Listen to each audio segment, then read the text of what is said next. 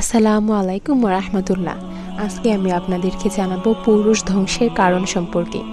পুরুষের ধ্বংসের ৮টি কারণ রয়েছে, যা আমাদের অনেকের অজানা। আসুন সেটি জেনে নিই। ১ নম্বর, নেশায় আসক্তি, সিগারেট, মদ, জুয়া ইত্যাদি।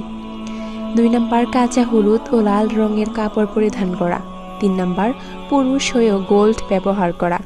৪ নম্বর, যেসব পুরুষ নারীদের সাজগোজ অনুকরণ করে, নাক কান ফুরানো অর্থাৎ মহিলাদের চালচলন অনুকরণ করা পুরুষের জন্য রাসূল সাল্লাল্লাহু আলাইহি সাল্লামের অভিশাপ।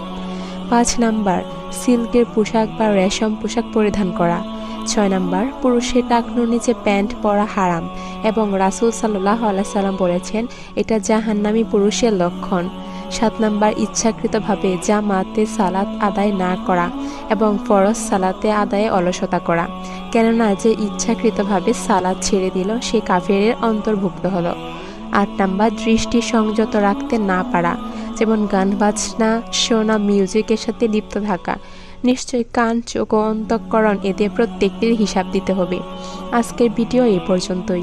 আল্লাহ আমাদেরকে হেফাজত করুন, আমিন। ভিডিওটি ভালো লাগলে অবশ্যই চ্যানেলটি সাবস্ক্রাইব করবেন।